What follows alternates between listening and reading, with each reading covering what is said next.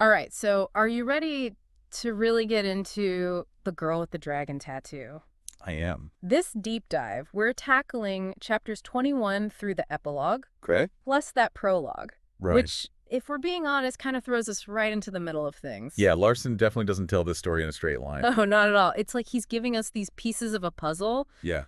but from totally different timelines and points of view. It's like he wants to keep us guessing. Exactly. So to make sense of it all, let's start with the main players. Okay, sounds good. So first up, we have Mikael Blomkvist. Right. He's this journalist, and let me tell you, his career is a mess right now. Yeah, that libel case really did a number on him. Oh, yeah, big time.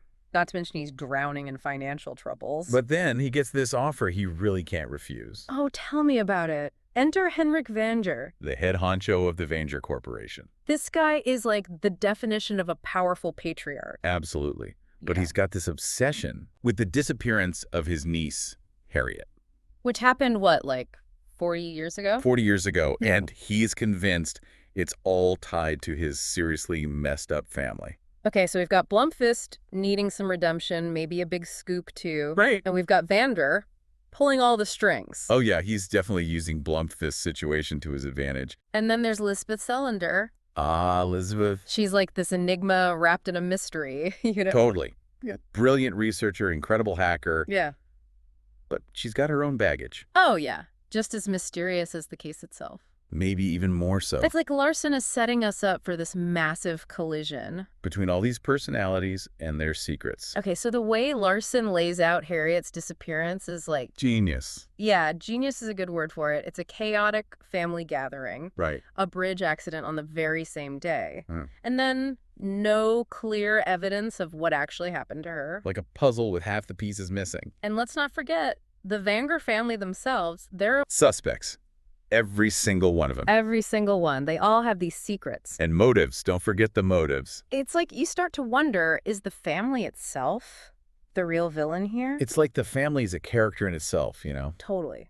Okay, so Blomkvist starts digging, and he finds this photograph. of Harriet. Yeah, and she looks terrified in it. Like she saw something truly awful. Exactly. And then there's this coded list she left behind. Full of names and Bible verses. And that's when things take a seriously dark turn. Those Leviticus verses, they point to something much bigger. Right. It's not just a missing person case anymore. No, it's ritualistic, like the killer is obsessed with biblical punishment. It's creepy, like chills down your spine creepy. Totally agree. And we have to remember, Lisbeth's doing her own investigating. She is. On her own. Totally. And she's looking into these murders, connecting them to the Vangers, even stuff Blomkvist hasn't found yet. So we have these two separate investigations. Yeah, two sides of the same coin. Both digging into these secrets and brutal crimes. And then their paths cross. Right. Blomkvist and Salander beat me. It's not exactly love at first sight. No, definitely not. But there's this grudging respect Like they realize they need each other. to solve this puzzle. The beginning of a very strange partnership. Totally. And that partnership, it leads to a bombshell. Mark Vanger. Martin Vanger, he's the killer. And the book doesn't hold back. No, it goes into all these graphic detail. His sadistic tendencies, the abuse from his father, Gottfried. It's like this horrific cycle of abuse in this family. Makes you think about the ripple effects of trauma. Big time. And then on top of all that, there's Hans-Erik Wennerstrom, The finance guy. Blomkvist's nemesis. What? It's like he's fighting these two battles at the same time. Uncovering a family's past Yeah. and this whole system of corruption, This book really dives into the dark side of, well, everything. doesn't it? Individual darkness, family darkness, even societal darkness. Okay, but let's rewind a bit, back to that prologue. Oh, right, with the pressed flower. Yeah. Turns out it's part of Henrik Vanger's birthday ritual. Every year he gets a new one. A rare flower, impossible to trace. It's like this eerie reminder Of Harriet's disappearance. and the mystery that just won't let go. It's powerful, that little detail. And in those early chapters, we see how messed up the Vanger family is. Oh, yeah. Henrik and his brother Harold. A Nazi sympathizer. Right. It adds this whole other layer to the story. Like the past is never really gone. And then we get those flashbacks to Blomkvist as a young journalist Kali Blomkvist, they called him. after he busted that bank robbery ring. It shows us who he is, you know? Yeah, a truth seeker, even if it puts him in danger. Exactly.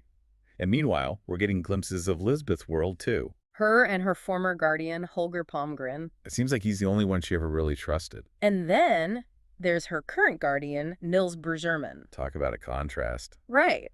This guy is manipulative and abusive. It's like showing us the dark underbelly of society. So here we are with these two fascinating characters, Blomkvist and Salander. Both battling their own demons. Both searching for justice. And both hiding secrets. And as their lives intertwine, the stakes get higher, the danger more real, and the mystery deepens even further. Buckle up, it's going to be a wild ride. You know, it's fascinating how both Blomkvist and Salander are like working on these separate investigations. Yeah.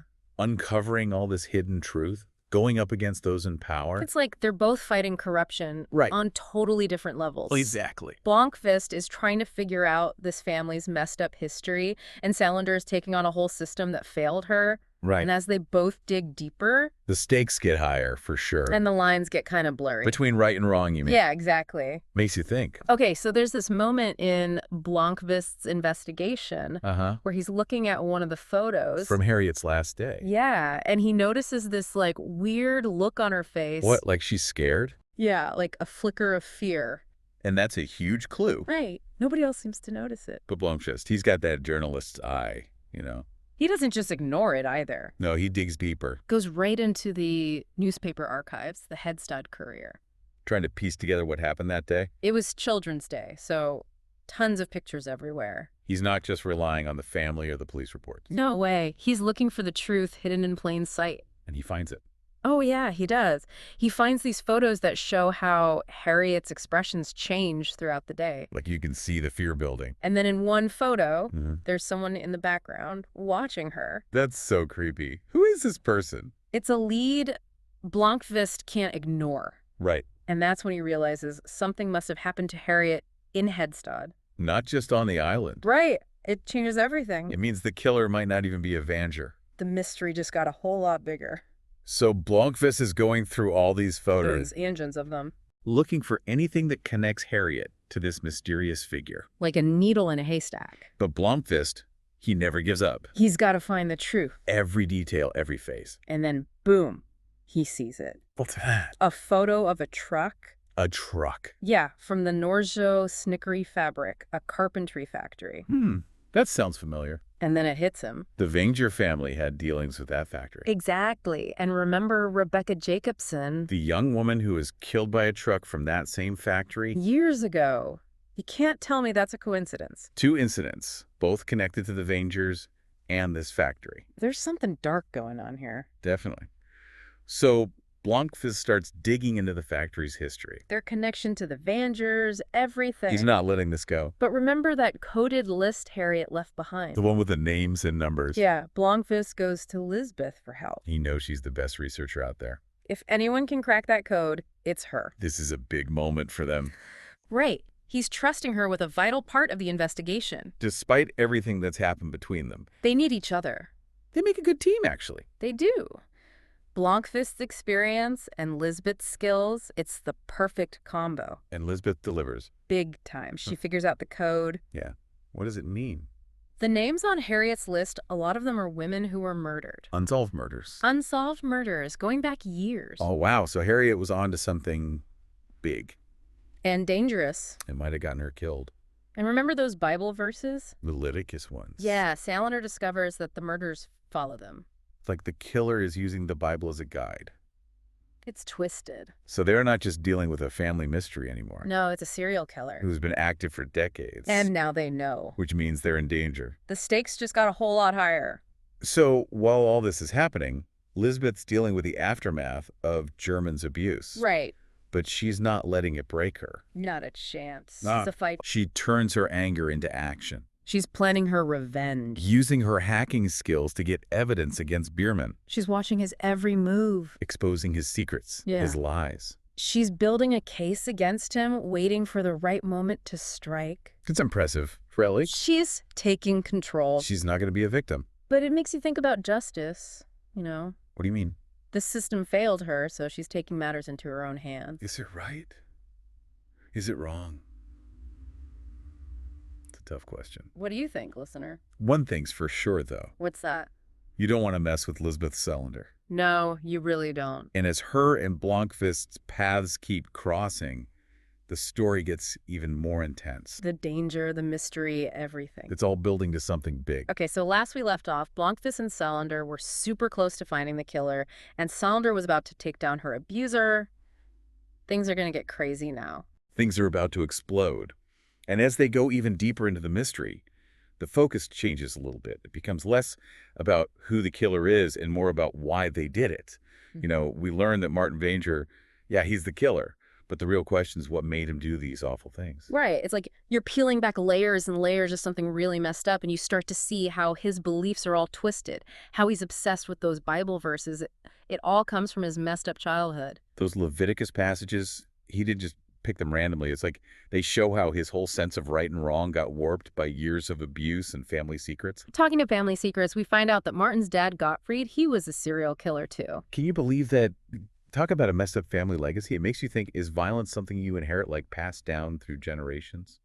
It really shows you how trauma can keep affecting people even generations later. The Vanger family, they spent decades hiding their dark secrets, and that allowed this cycle of abuse to keep going until it led to Martin's crimes. It's like the family itself is this breeding ground for darkness. Their money and power protected them so no one held them accountable, and the violence just kept happening. You're right. And the book doesn't shy away from showing us what happens when people stay silent. It makes you think about our responsibility to speak up against injustice, even when it's scary or could put us at risk. Definitely. But let's get back to Blomkvist and Salander. They're so close to figuring out Martin, and he's not going to just let that happen. He's not going to go down without a fight. Yeah. The story becomes this super tense back and forth, Blomkvist and Salander trying to stay ahead of a killer who knows all the family's secrets. And then it happens. Martin tricks Blomkvist into going to his cabin way out in the middle of nowhere, and it's obvious something bad's going to happen. You can feel how scared Blomkvist is when he realizes he's walked into a trap. Yeah, it's like a horror movie, right? Yeah. Isolated location, helpless victim, and a psychopath who wants to hurt him. You're just waiting to see if Blomkvist is going to make it out alive. But just when all hope seems lost, Lisbeth Salander shows up. Talk about an entrance. She's got a weapon. She's ready to fight. And she's not letting anything happen to Blomkvist. It's a powerful moment, isn't it, Salander? She's always been so guarded and independent, and then she risks everything to save someone she cares about. It shows how loyal she is, how much compassion she has. And then the fight between Salander and Martin, it is brutal. They're both fighting to survive. And you see how determined Salander is and how resourceful she is. She'll do whatever it takes to protect herself and Blomkvist. It's a satisfying ending to that part, but it's also really disturbing. You're glad that Martin has stopped, but it's just awful to see how cruel he was. Afterward, Blomkvist and Salander find out just how terrible Martin's crimes were. They find his secret torture chamber, and the book doesn't spare you any of the details. It's a harsh reminder of what violence really means and how much it hurts people. Finding that torture chamber brings up a big moral question. They have proof of what Martin did, but if they tell everyone, it could ruin the Vander family and their whole company. Do they reveal the truth, or do they keep it quiet to protect people who are innocent? It's a tough choice. On the one hand, justice means the truth should come out, but on the other hand, telling the truth could hurt people who didn't do anything wrong. That's the thing about morality. It's complicated. There are no easy answers, and the book doesn't try to give you any. It makes you keep thinking about these questions even after you finish reading it. Meanwhile, Blomkvist is still going after Wennerstrom, the businessman who ruined his career. He's not going to let him get away with it. Right. This part of the story adds another layer to how the book looks at justice. Blomkvist uses his skills as a journalist to expose what Wennerstrom did and to try to make him take responsibility for his crimes. It's like the classic story of a little guy fighting a giant, and you can't help but want the little guy to win. And who better to help him fight that giant than Lisbeth Salander, the queen of hackers? Exactly. Salander gets into Wennerstrom's computers and finds all this proof that he's been doing illegal stuff, financial fraud, and all sorts of shady business. She tells the world what he's been doing, and it basically destroys him. It's so satisfying to watch Wennerstrom get what he deserves.